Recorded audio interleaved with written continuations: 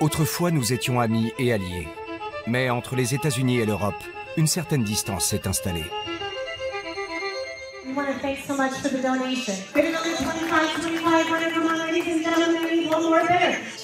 J'adore Donald Trump. Il ne s'excuse jamais de rien. Comment comprendre les États-Unis en 2020, au-delà de Trump et de ses tweets? Voyage à travers un pays déchiré. Le pays n'a jamais été aussi divisé depuis la guerre de sécession. Retour sur une succession de crises qui a ébranlé l'Amérique. Les gens ne vont pas tarder à se livrer à des pillages. Leur survie est en jeu. L'Amérique en 2020, l'année du coronavirus, des émeutes et des violences policières. Si vous êtes noir, appelez-moi. N'appelez pas la police. Stop shooting! Stop shooting at them! Les Américains entre impuissance et colère. No justice! No justice! Un pays au bord du précipice. Une année, 5 films, 10 personnes et leurs histoires. Dans ce premier épisode, une psychologue en guerre contre les armes, la pauvreté et le désespoir. Notre pays est en crise. Une étudiante qui fait campagne pour les Républicains. Si Donald Trump était réellement raciste, il serait le plus nul des racistes, avec tout ce qu'il a fait pour les différentes minorités et les femmes en Amérique. Un jeune immigré qui rêve de bonheur et de prospérité. On peut dire ce qu'on veut, mais le rêve américain est bel et bien là. Et un couple qui surmonte les divisions de son pays, du moins sous son propre toit. Je suis démocrate, Chris est républicain, et nous avons toujours le sourire, même après 43 ans de vie commune. 5 films pour redécouvrir les Américains et tenter de les comprendre avec leurs contradictions et leurs antagonismes. J'adorerais être présidente des États-Unis un jour. C'est un honneur pour moi d'être l'avocate des immigrés et de les aider. Le pays est complètement enragé avec sa perversion sexuelle. Et c'est de pire en pire. On évite de parler religion ou politique. C'est parti. À la veille de l'élection présidentielle de novembre 2020, où en est l'Amérique?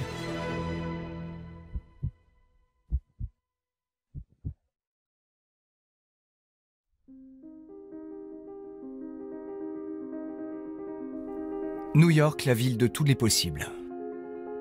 Nous sommes au début d'une année qui va tout bouleverser. Nous sommes à 280 jours de l'élection présidentielle et le coronavirus semble encore loin. Shubham Arora est l'un des 10 millions d'immigrés sans papier aux États-Unis. Il a pourtant le droit de travailler. Il est chauffeur et son premier client de la journée ne tardera pas. C'est l'heure d'un dernier coup de peigne. Allez, un petit tour chez le coiffeur. Shubham a 25 ans. Il est arrivé clandestinement d'Inde il y a 5 ans. Il ne sait pas encore s'il sera expulsé ou s'il pourra rester. Il le saura dans quelques mois.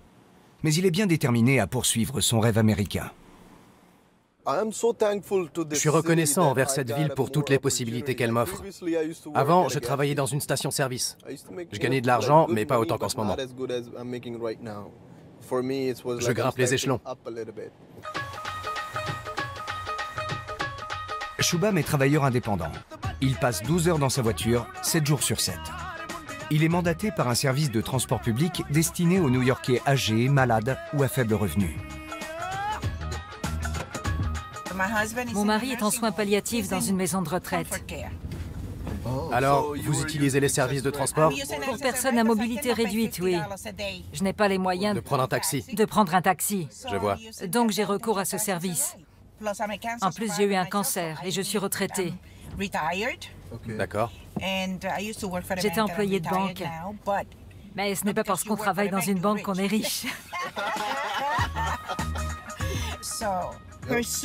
Continuez comme ça. Ne vous limitez pas à chauffeur de taxi. Essayez de vous lancer dans une carrière qui vous rapportera plus. Vous voyez, c'est exactement pour ça que ce travail me plaît. Je rencontre des personnes plus âgées qui en savent long sur la vie et qui sont toujours de bons conseils. Que Dieu vous bénisse.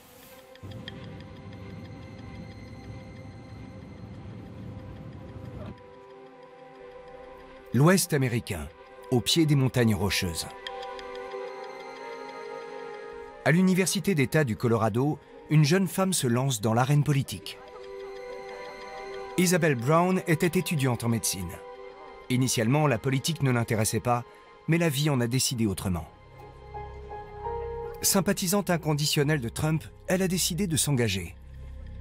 À 22 ans, elle veut désormais faire carrière en politique. Et en cette année électorale, elle a de grands projets. Son rêve, décrocher un emploi à la Maison-Blanche après la présidentielle, si Trump l'emporte. J'encourage tous les étudiants à travers le monde, mais surtout ceux aux États-Unis, à défendre leurs convictions et à faire entendre leur voix.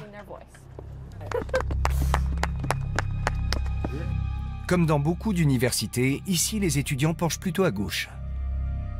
Les personnes de couleur, les féministes et la communauté LGBT ont toutes leurs clubs étudiants. Et dans ce contexte, Isabelle, issue d'une famille conservatrice, se sent parfois très isolée. J'ai choisi cette université en pensant que je partagerais les mêmes valeurs que la majorité de mes camarades. Mais j'ai été très surprise de constater le contraire dès le début de mon cursus. En tant que conservatrice, je n'ai jamais pu exprimer mon opinion. Quand je l'ai fait, on m'a traité de raciste, de suprémaciste blanche, sans aucune preuve. Tout simplement parce que je n'étais pas d'accord avec le discours ambiant. Ça n'a pas changé pendant toute la durée de mes études. Alors j'ai décidé de créer un club conservateur sur le campus.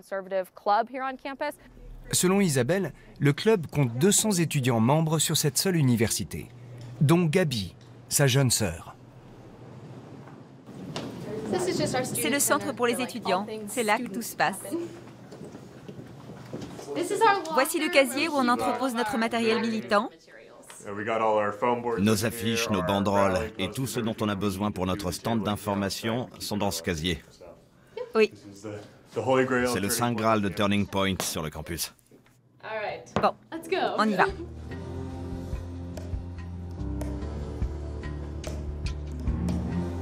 Début février. Le même pays, mais un autre monde. À l'écart des gratte-ciels de Chicago se trouve le South Side, un quartier pauvre connu dans tout le pays pour son taux élevé de criminalité. En 2019, près de 500 meurtres ont été commis à Chicago, la plupart dans ce quartier. C'est ici que Barack Obama a débuté sa carrière politique, en tant que travailleur social. Amina Matthews veut s'inspirer de son exemple. Elle a grandi dans le South Side et se bat pour que les jeunes de son quartier bénéficient d'un meilleur départ qu'elle dans la vie. How y'all doing, King? What's up? Hey, princess. Don't leave me out. Hey.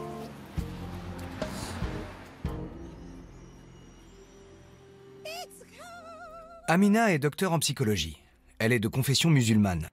Elle a elle-même été condamnée dans le passé pour trafic de drogue. Une petite mosquée lui sert de quartier général. Dans le South Side, les violences avec armes sont un fléau permanent. Les homicides, volontaires ou involontaires, et les vols font partie du quotidien. L'école est au coin de la rue. Quand les cours sont terminés, les gamins se retrouvent ici. Et il y a souvent du grabuge. Hier, au coin de la rue, un nouveau meurtre a été commis. 4 jeunes noirs ont agressé un commerçant pakistanais. Friday at around 1:45 in the afternoon, 4 males stormed into the store, taking cash from the register. Ma Ali took out his own gun, firing shots. He wounded a 17-year-old and 34-year-old. The suspects fired back, hitting him in the chest. He later died. 2 other suspects, both juveniles, just 13 and 15 years old, have been charged with first-degree murder. It makes me sick to my stomach to even think about that this young man. Ça me rend malade de penser qu'un jeune homme se retrouve maintenant à devoir enterrer son frère, dont la vie a été enlevée par une personne de son âge.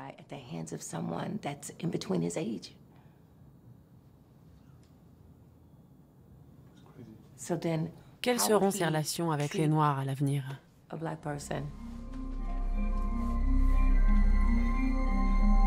À l'Université du Colorado, Isabelle a installé un stand d'information sur le campus. Et c'est loin d'être la seule initiative prévue en cette année électorale. L'année 2020 va être fantastique pour tout le monde. Notre pays ne s'est jamais autant engagé dans la politique qu'aujourd'hui. Je le constate au quotidien. Le président Trump a montré à l'Amérique qu'il était normal de se battre pour ses convictions.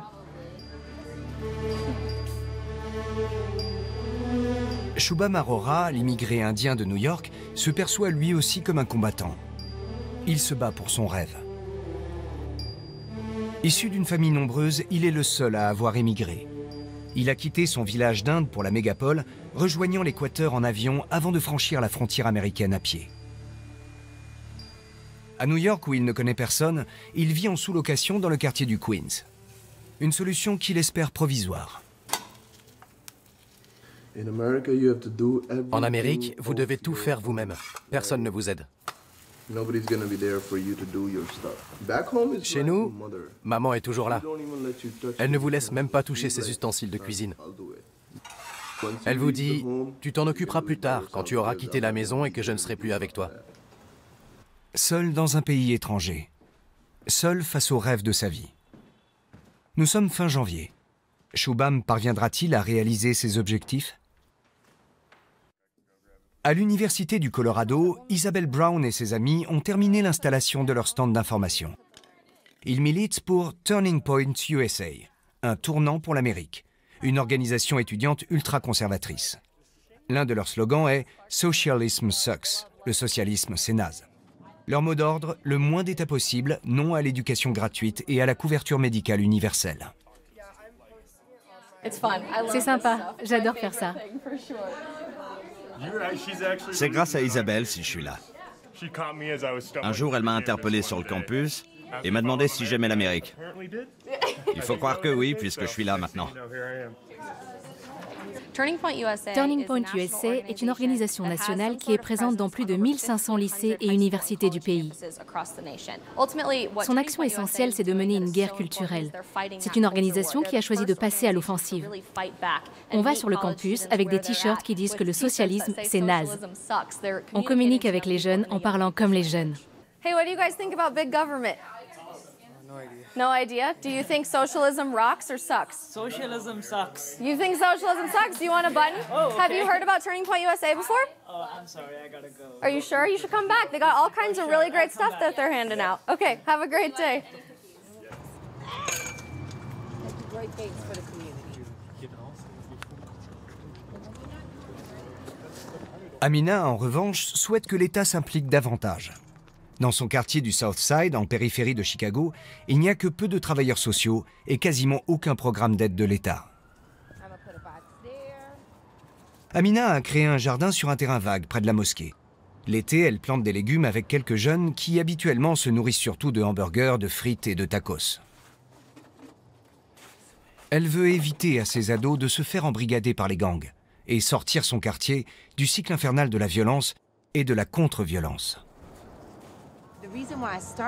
J'ai créé l'association Pause for Peace pour lutter contre la violence. La vie et la mort se décident dans un laps de temps de 15 à 30 secondes.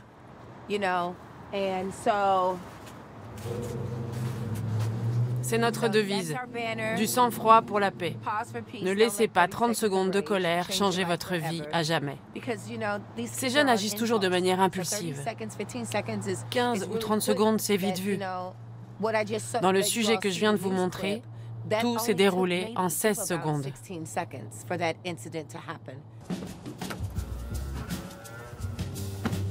Et elle sait de quoi elle parle. Son père était un chef de gang renommé qui a fait plusieurs séjours en prison. Amina a donc été élevée par sa grand-mère. On était pauvres, mais je ne m'en rendais pas compte. Je n'avais pas réalisé qu'on vivait dans la ville américaine où la ségrégation était la plus forte. Il a fallu que je grandisse et que je commence à regarder autour de moi.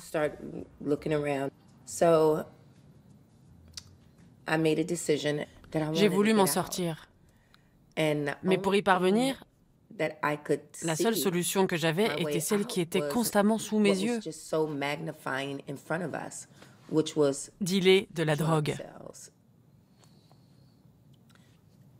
Faire partie d'un gang. Je peux comprendre les jeunes d'aujourd'hui. À 16 ans, c'est-à-dire à la fin du lycée, je ne savais pas que la vente de drogue était illégale. Parce que tout le monde dealait autour de moi. C'est pour cette raison que je présente ma candidature au Congrès. Je veux m'attaquer aux maux qui m'ont touché personnellement et dont souffrent nos différentes communautés. Hello, sir. Do you love America? Yeah? Heck yeah. Have a good weekend. Isabel Brown s'oppose à toute forme de tutelle de la part de l'État. Le ton est aimable, mais le discours est musclé. Hey, what do you guys think about big government? Trop d'État, c'est quand on donne trop de pouvoir au gouvernement fédéral, ce qui porte atteinte à la liberté individuelle. Qu'est-ce que ça veut dire concrètement? Les réponses varient selon les personnes, mais on est tous d'accord sur le fait qu'on préfère la liberté individuelle et des décisions locales à l'intervention du gouvernement fédéral. On a le droit absolu de porter des armes quand on veut. Ce campus autorise le port d'armes dissimulées. J'en ai une sur moi en ce moment, comme tous les jours. C'est l'avantage. On ne peut pas savoir où elles sont. J'ai 4 armes à feu. Un AR-15, oui, le terrible AR-15. J'ai un 22 que mon grand-père m'a légué, qui date de 1913. Et aussi un fusil de chasse de calibre 12. C'est une affiche hilarante. Elle joue sur les positions pro-vie et pro-choix sur l'avortement. Sauf que là, il faut choisir entre 3 types d'armes dont on peut avoir besoin. Quand j'étais à l'université et que je faisais campagne pour Turning Point, mon adresse a fuité sur Internet et j'ai reçu de nombreuses menaces de mort. Je suis une femme d'1,55 m et je n'étais pas rassurée de marcher seule tard le soir ou même quand j'étais chez moi. J'ai donc décidé de me protéger en profitant d'une des nombreuses libertés que les États-Unis nous accordent. J'ai demandé un permis de port d'armes dissimulé pour me défendre et aussi pour défendre mes voisins en cas de problème.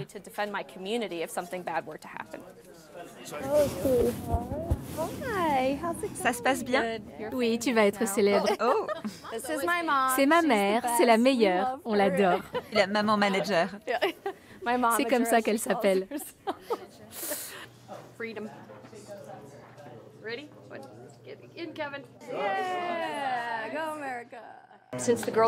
On a 3 filles et depuis leur plus jeune âge, on aborde tous les sujets. On a toujours beaucoup parlé politique et religion à table. On est catholique, mais on a encouragé nos filles à explorer par elles-mêmes non seulement leurs croyances religieuses, mais aussi leurs convictions politiques. J'ai perdu beaucoup d'amis très proches. Presque tout de suite après l'élection, lorsque j'ai soutenu ouvertement le président en 2016, certains de mes amis d'enfance, ou avec lesquels j'avais été en colonie de vacances pendant plus de 10 ans, m'ont dit que je n'étais pas la personne qu'ils pensaient que j'étais. Je trouve ça grotesque, mais très représentatif de ce qu'est la politique en Amérique aujourd'hui.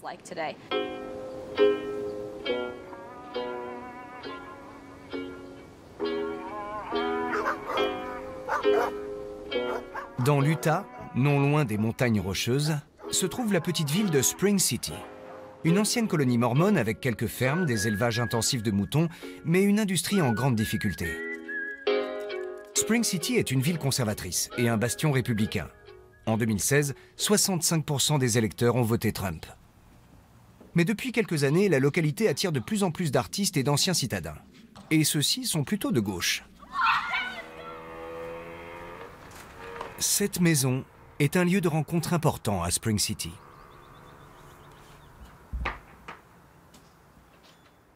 Ideas that may be important to us. We're grateful for this food that's been prepared and ask our blessing on the hands of those who have done that for us. And we pronounce this blessing in the name of Jesus Christ. Amen. Amen. Okay, she wasn't there. Okay, I got the so help yourselves if you want to grab your... Yeah, grab a plate off the dining table. Après la messe dominicale, Allison et Chris Anderson réunissent quelques voisins et amis pour le brunch. La plupart sont mormons, et certains sont démocrates, et d'autres républicains. Dans le reste du pays, un tel mélange des genres fonctionne de moins en moins. Allison et Chris ont quitté San Francisco il y a 15 ans et se sont installés à Spring City pour y trouver une vie plus paisible. Allison gère une boutique en ligne de costumes d'orchestre et Chris est avocat d'affaires. Notre bourgade est très rurale et beaucoup de ses habitants vont à l'église. C'est un moment qu'on partage en famille, mais c'est aussi l'occasion de rencontrer ses amis et ses voisins. Dans notre petit cercle, personne ne s'offusque de rien et on est toujours ouvert à la discussion. Mais tout le monde n'est pas comme ça. Avec certaines personnes, les choses s'enveniment. Assez rapidement. Assez rapidement, oui. Elle est la nouvelle présidente des démocrates du comté de St. Pete. Et lui est un républicain bien connu. Et pourtant, ils sont toujours ensemble. Regardez comme ils ont l'air heureux.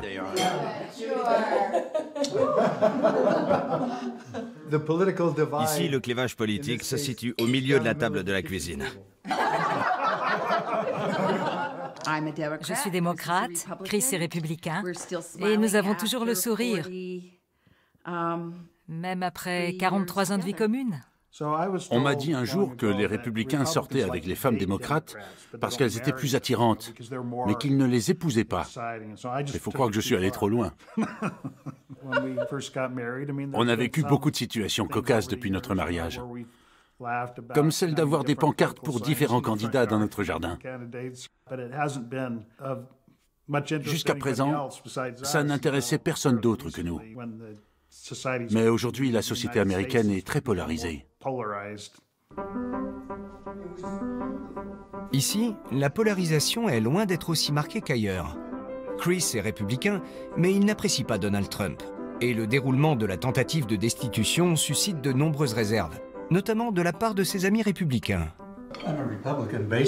Je suis républicain, mais j'ai eu envie de dire « Attendez une minute, ce n'est pas bien. Des fautes ont été commises. Le Parti républicain fait comme si de rien n'était. Mais il faut en parler ouvertement et savoir ce qui se passe. Quand vous regardez comment s'est déroulé le vote, à part Mitt Romney, tout le monde a suivi la ligne du parti. Personne n'a cherché à connaître les faits. Et ça, ce n'est franchement pas glorieux pour notre système politique. Il règne un esprit de clan parce que c'est le parti qui les maintient au pouvoir. Ils feront tout pour rester au pouvoir, peu importe qu'il y ait un sale type à leur tête ou non. La prochaine étape, c'est quoi?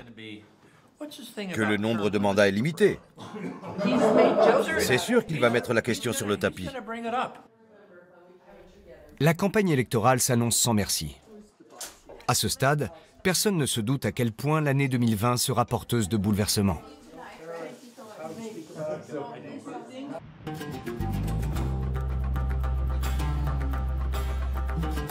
Pendant ce temps, Shubham Arora est aux prises avec les affres de la circulation new-yorkaise. Voilà 7 heures qu'il a pris son service. Régulièrement, ses passagers lui parlent de politique. Et la plupart sont du même avis. Oh, par pitié! Depuis l'élection de Donald Trump, leur situation s'est dégradée. Je ne sais pas pourquoi la situation s'aggrave, mais les Noirs sont à nouveau méprisés. Pendant un moment, les choses se passaient plutôt bien. On nous respectait. Ah oui.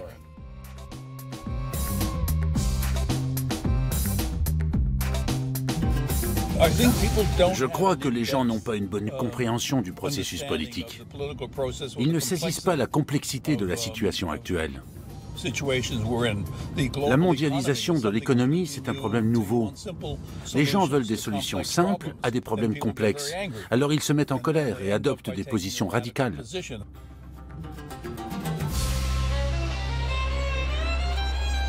Le plus souvent, Shubham s'abstient de tout commentaire. Il préfère éviter de se faire remarquer. Il espère que sa situation aux États-Unis sera bientôt régularisée. Son rêve, devenir un homme d'affaires en Amérique, comme son père en Inde.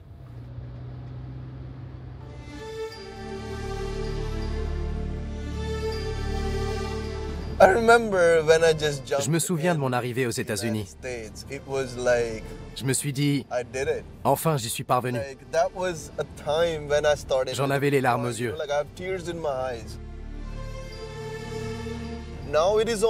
Aujourd'hui, je dois me battre pour arriver à m'établir dans un pays auquel je ne connais rien.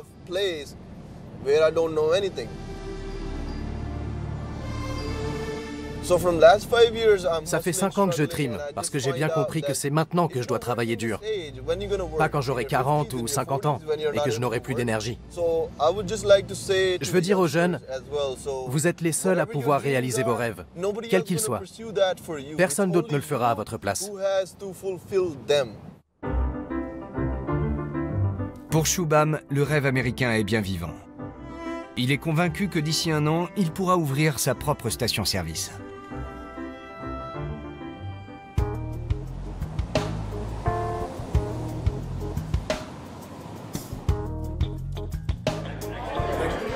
Retour dans le Colorado, cette fois dans la ville de Boulder.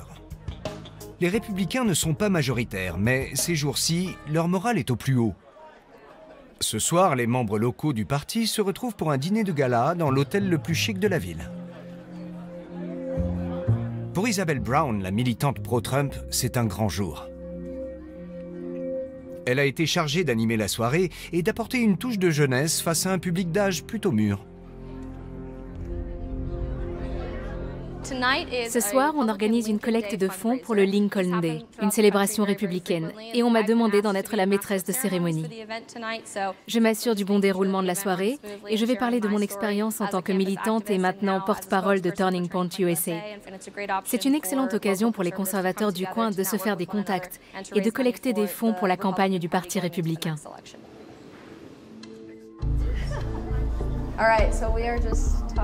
Pour Isabelle, l'événement est aussi l'occasion de voir sa famille. Son père et sa mère, tous deux avocats, et ses deux sœurs. Tous soutiennent Donald Trump. Mais Isabelle n'a de temps que pour quelques mots échangés dans le hall de l'hôtel.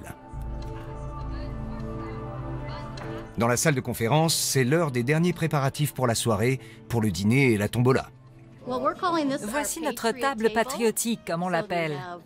On a là un chapeau Trump, notre 45e président, un drap de bain, un tas d'objets patriotiques, des livres, des foulards pour femmes.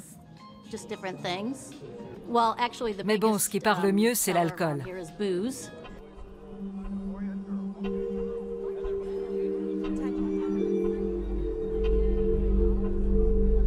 Comme le reste de sa famille, Isabelle ne consomme ni bière ni whisky. Catholique stricte, elle a été choisie pour devenir la tête d'affiche de son mouvement. Pour Turning Point USA, elle incarne la jeune femme américaine idéale. Jeune, jolie, intelligente, ambitieuse et fervente adepte des valeurs républicaines. Et il sera bien sûr question d'armes à feu.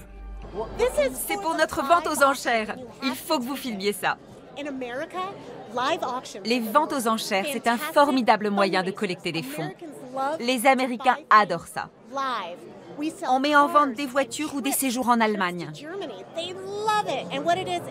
Les gens ne sont pas au téléphone, ils ne sont pas chez eux, ils sont ici, ensemble, et ils font leurs offres.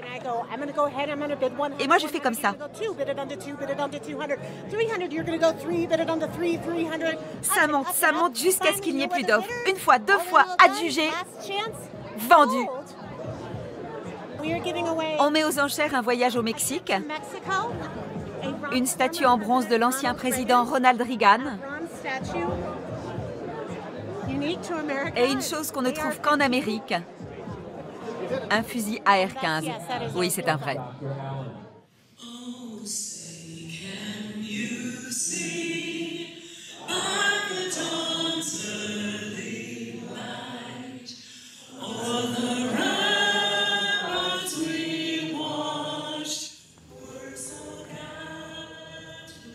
À Chicago, au moins une personne est tuée chaque jour par arme à feu, le plus souvent dans les quartiers pauvres. Mais les fusillades ne font plus les gros titres depuis longtemps. Ce n'est que plus tard, dans le courant de l'année, que la violence et le racisme s'inviteront dans les médias. Les fusillades de masse sont quotidiennes à Chicago. Mais on n'en parle pas dans les médias de la même manière qu'une fusillade qui aurait lieu dans une école de Nancy dans une autre ville ou un autre État.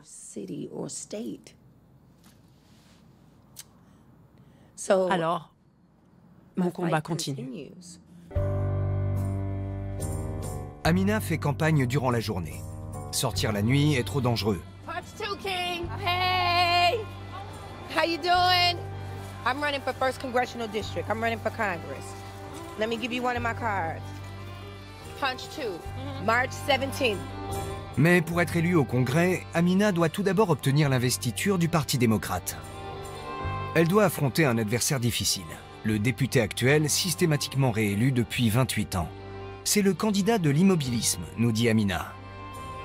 Et elle espère bien prendre sa place. Call me so we can talk. Okay. Thank you, King. Hey, Assalamu alaikum. How you doing? I'm doing well. I'm doing well. Thank you so much. Thank you so much. I'm going to leave you some literature. Okay? Okay. All right. I want to leave it for... Where do you want me to sit it? You can put it here. It's up to you. Amina connaît ce commerçant depuis son enfance. Amina lutte pour la liberté, la justice et l'égalité. Et on en manque cruellement ici. Alors forcément, ça parle aux gens. Sa famille a un passé judiciaire. On la soutient parce qu'elle représente les plus démunis de notre société. Elle mène ce combat et c'est une femme droite. C'est pour ça qu'on l'aime et qu'on la respecte. Il en faudrait plus des femmes comme elle. L'homme fait allusion à un épisode survenu il y a quelques années. Amina avait 20 ans quand elle a elle-même été prise pour cible. Elle est parvenue à rompre la spirale de la violence et de la contre-violence.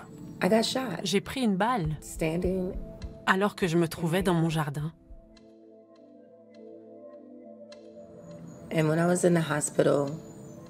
Mon père m'a appelé à l'hôpital. Je lui ai dit, ne t'inquiète pas pour moi. Toi, tu es en prison. Moi, je vais bien. Et on va gérer ça. Non, non, on va s'en occuper, nous. J'ai répété, pas question. J'ai accepté de parler au jeune homme qui m'avait tiré dessus. Il m'a expliqué ce qui s'est passé. La balle ne m'était pas destinée. Ça a été ma première médiation. J'ai réussi à calmer le jeu et à accepter des excuses. Depuis ce jour, Amina a choisi la voie du pardon et de la réconciliation.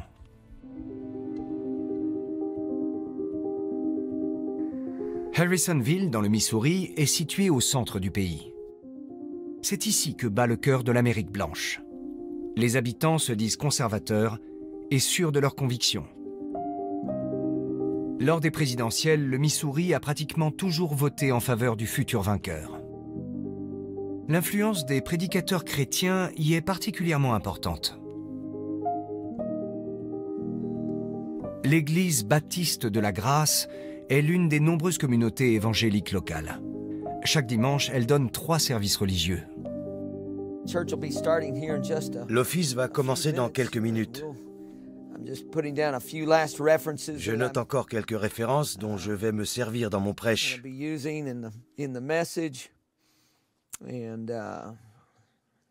Le pasteur Charles Kagan prépare son sermon. J'utilise des encres de couleurs différentes pour ne pas perdre le fil de ce que j'ai à dire.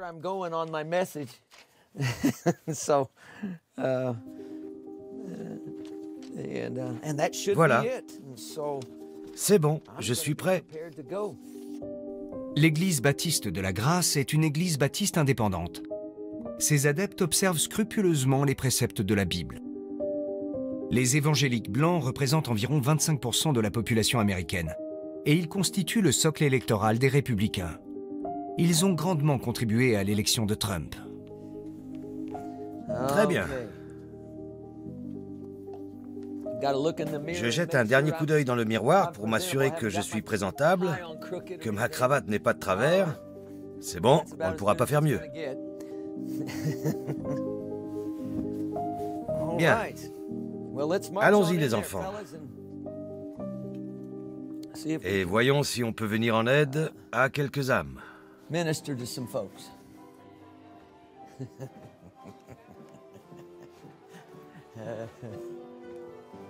You fed the multitude, turned the water into wine. To the hungry calleth now, come and dine. Let's stand up and let's sing to the Lord. All right, bring it in the sheaves. 107.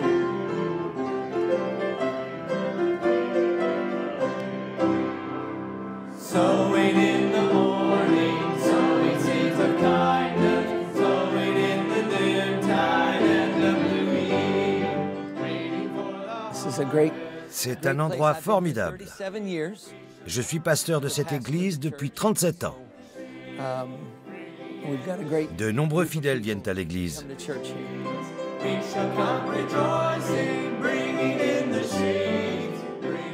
J'ai marié beaucoup d'entre eux. Ils ont eu des enfants et maintenant je marie leurs enfants. J'ai donc suivi le cycle de la vie. C'est très beau.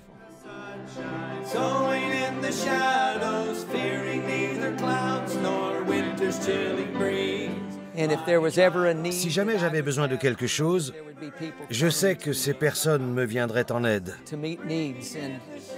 Par exemple, si une tornade devait nous frapper, tous les paroissiens se réuniraient et nous aideraient à traverser cette épreuve.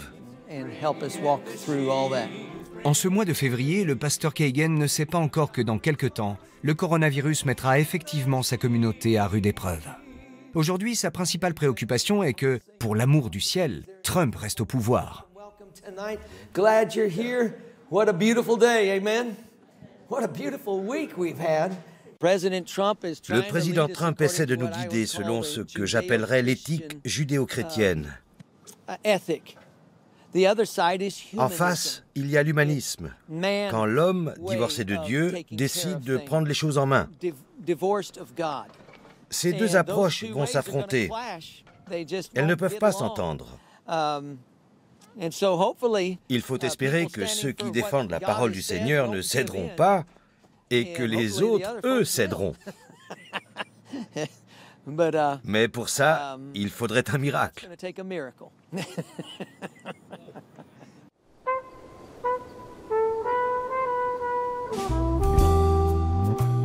De retour à Spring City chez les Anderson. Aujourd'hui, c'est le 3 février. Et c'est une date importante aux États-Unis. I'm just nervous because I think Allison might have disabled Fox News. So we might not be able to get... Oh, there it is, there it is. Le couple a invité des amis pour le Super Bowl, la finale du championnat de football américain. C'est le plus grand événement télévisuel de l'année, suivi par 100 millions de téléspectateurs. Le jour du Super Bowl, les gens organisent des fêtes alors qu'ils ne le font jamais d'ordinaire. Ils mangent toutes sortes d'aliments très bons mais très caloriques. Et ça leur arrive même de regarder le match.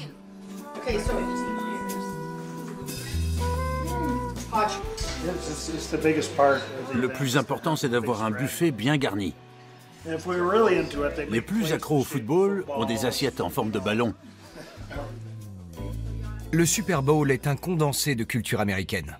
Un événement national.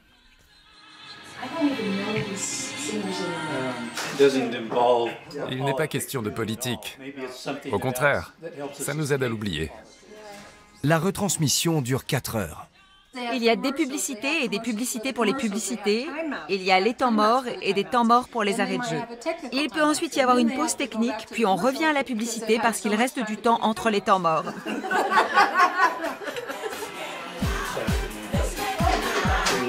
La finale de cette année a lieu à Miami et elle oppose les Chiefs de Kansas City aux 49ers de San Francisco. Dans les tribunes, les places sont particulièrement chères. Un billet pour le Super Bowl coûte au minimum 4 000 $ et les plus chers jusqu'à 70 000 $. C'est pour le % le plus riche. Le %, oui. À Spring City, les distractions sont rares. Et les événements télé sont l'occasion de se retrouver. On se réunit parfois pour les Oscars ou pour le Super Bowl.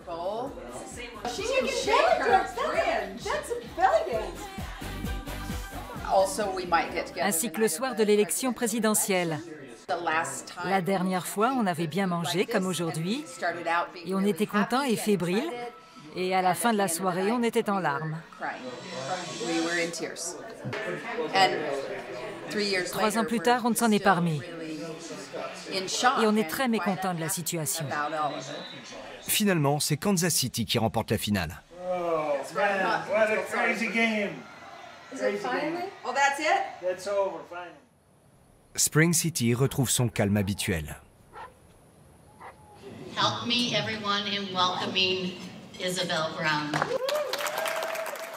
À Boulder, dans le Colorado, l'ambiance est plus festive. Le gala des Républicains bat son plein.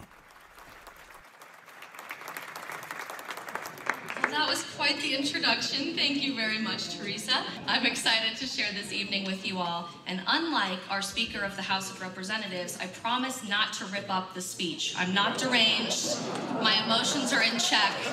We're going to have a great evening. L'éveil politique d'Isabelle date de 2016 et de l'élection de Donald Trump. Politics never really infiltrated my college experience until that election took place, but I decided to support President Donald Trump. I can never forget the environment on my campus the day after the 2016 presidential election. I'm walking around, strolling, really happy, nobody's agreeing with me, and I showed up to my first class of the day, and my teacher came 15 minutes late to the 15-minute lecture, wearing all black, head to toe, and a veil over her face, bawling her eyes out. She said, "It was my generation that did this to you. We elected Donald Trump the racist, and now your generation has to live with this." And I actually did start to laugh. A laugh escaped my lips. And I looked around and stopped laughing pretty quickly when I saw every single other student in my classroom nodding along with the professor in tears. It was unfathomable that someone my age could have supported Donald Trump in the 2016 presidential election. It was unheard of.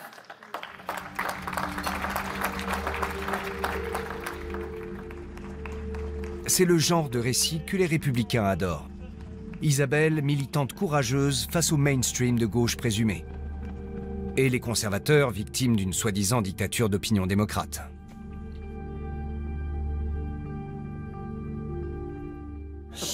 Elle est formidable, même si elle est encore trop jeune pour se présenter au Congrès. Mais ce sera une bonne candidate. Elle sera prête quand elle aura 25 ans.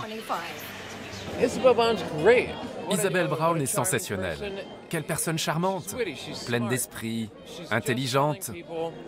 Elle ne fait rien d'autre que parler des valeurs fondamentales de l'Amérique. Tout se passe très bien. C'est une excellente manière de collecter des fonds et de chauffer les troupes pour la présidentielle de 2020. Le moral des républicains est au beau fixe. La procédure de destitution contre Trump vient d'être définitivement écartée et la cote de popularité du président est plus élevée que jamais. C'est assez génial d'être républicain en ce moment. Il se passe tant de choses. Trump a énormément fait pour l'économie. Mais notre plus gros problème, ce sont les attaques incessantes des démocrates à l'encontre du président Trump. Ils ne vont pas protéger nos frontières. Et ils veulent s'en prendre à notre deuxième amendement. Je ne laisserai pas faire ça. J'adore Donald Trump. Je le soutiens à 100%. J'adore tout ce qu'il fait, tout ce qu'il dit. Il ne s'excuse jamais de rien.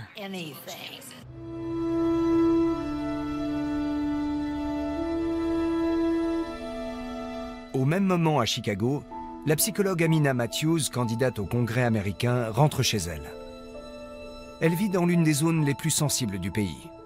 Une fois la nuit tombée, rares sont ceux qui se déplacent encore à pied. Le quartier accueillera bientôt une bibliothèque présidentielle Barack Obama, un projet prestigieux dont le coût suscite de vives critiques auprès des habitants. Tout le complexe va s'étendre là, jusqu'aux lampadaires. Ils ont prévu de construire un centre communautaire, genre gymnase de luxe, qui va rassembler des objets qui ont appartenu à Obama. Mais ils n'ont pas pensé aux gens d'ici. Il se passe quoi quand leur téléphone portable tombe en rade, que leurs enfants ont le ventre qui gargouille de faim ou des chaussures trop petites et qu'ils voient le dernier modèle qui vient de sortir? Ils assomment quelqu'un et lui volent son téléphone. C'est comme ça que ça se passe. C'est le moyen le plus rapide pour gagner de l'argent.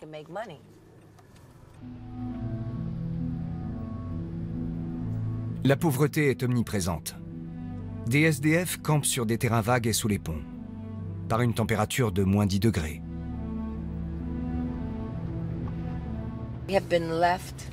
On les laisse crever, et eux, ils tentent de survivre comme ça. Ça me rend malade de voir des gens vivre dans de telles conditions. On n'est pas dans un pays du tiers-monde.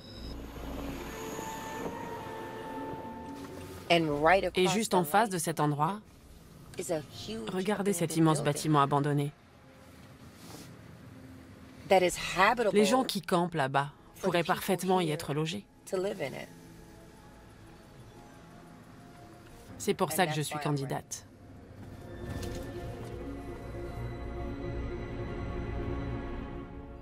La misère, la drogue, la violence. Amina veut plus de moyens, plus de travailleurs sociaux et de meilleures écoles pour le quartier. Elle passe devant les shops dont le propriétaire a été abattu hier par 4 jeunes. Un nouveau meurtre qui menace de relancer la spirale de la violence. 5 familles sont touchées. Les jeunes ont 13 ans, 15 ans, 17 ans, 31 ans, et la victime, Omar Mahali, 33 ans. Les familles sont anéanties, et il leur faut un coupable dans cette affaire. Quelqu'un qui devra rendre des comptes. J'espère qu'un jour, quand les familles iront mieux, on pourra se réunir, tous ensemble, et les aider à faire leur deuil.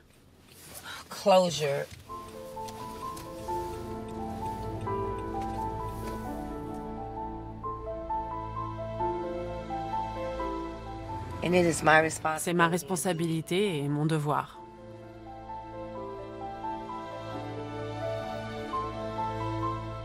Je m'appelle Amina Matthews et je me présente dans la première circonscription. On y va. J'ai réussi à le faire sans pleurer. Hey.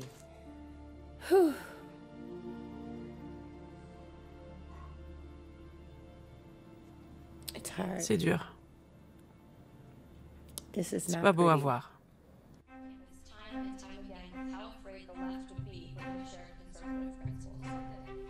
Isabel Brown a été parfaite dans son rôle d'animatrice lors de la soirée des Républicains.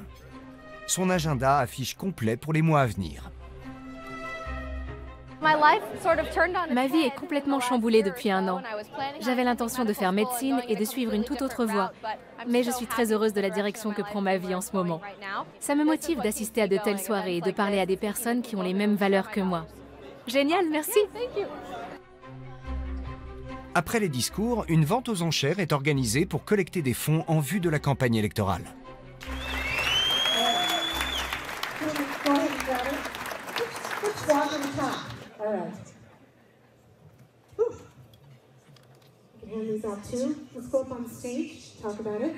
Un avocat de la région a fait don de son fusil d'assaut, un AR-15, une arme controversée car utilisée par les tueurs de masse.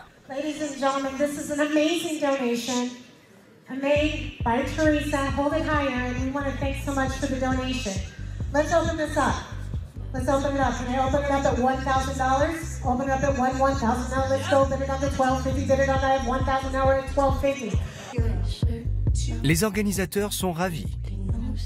Les membres du parti surenchérissent à tour de rôle. Quant à Isabel Brown, cette soirée est peut-être le point de départ d'une grande carrière politique. J'ai commencé à Turning Point comme simple militante étudiante. Mais là, on vient de m'embaucher comme intervenante. En d'autres termes, je vais être porte-parole de l'organisation.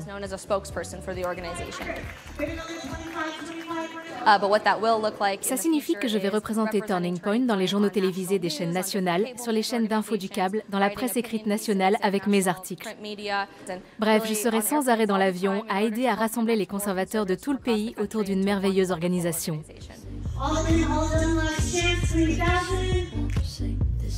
3 000 $ pour la caisse du parti. Isabelle est déjà presque une star. L'année 2020 sera son année. C'est dingue. Je n'aurais jamais deviné que ma vie allait prendre cette tournure. Si vous m'aviez demandé, il y a 2 ans sur le campus, si je pensais que je ferais ce métier, je vous aurais ri au nez. Les 2 piliers de la vie d'Isabelle, sa famille et la carrière politique qui s'ouvre devant elle. À la mi-février, nous retournons à New York. Shubham Arora, l'immigré clandestin d'Inde, n'a plus vu ses parents depuis 5 ans. Un sacrifice à la hauteur de ses ambitions. Je suis chauffeur de taxi depuis 2 ans maintenant. Et j'ai l'intention de continuer pendant encore 1 an et demi ou 2 ans. J'aurai alors suffisamment d'argent pour créer mon entreprise. Je vais ouvrir une station-service, acheter une nouvelle maison et me marier, j'espère. Pour réussir dans la vie, il faut quitter sa mère et son village ou son pays pendant un certain temps.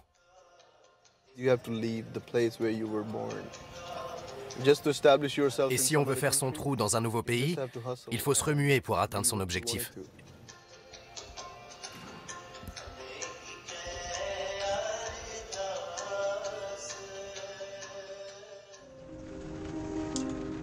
Ma maman me manque terriblement. J'ai vraiment le mal du pays. La seule chose qui me manque, c'est ma famille. C'est le prix à payer pour le rêve américain. New York est un melting pot qui a intégré des générations d'immigrés. Mais la ville de tous les espoirs et des rêves les plus fous est également celle de la solitude. Alors, vous venez d'où? Vous vivez dans le Queens maintenant? Je suis de Hong Kong. J'ai entendu dire qu'il y avait un virus en Chine, le corona. Oui, moi aussi j'en ai entendu parler. Hier soir, j'ai lu sur le site de CNN que plus de 1000 personnes en sont mortes. Oui. Je ne sais pas trop ce qui s'est passé là-bas. Mais vous parlez du coronavirus, c'est ça? Mais pour l'heure, le coronavirus est encore un spectre lointain. Dans le prochain épisode, au printemps 2020, les Américains apparaissent plus déchirés que jamais, même au sein des communautés chrétiennes. Pendant que certains prédicateurs font campagne pour Trump, d'autres sillonnent le pays pour empêcher sa réélection. L'immigration est l'un des sujets clés de l'élection américaine. Dans le prochain épisode, nous rencontrerons une avocate engagée dans la défense des immigrés menacés d'expulsion. Elle se bat à leur côté pour qu'ils puissent continuer à vivre leur rêve américain.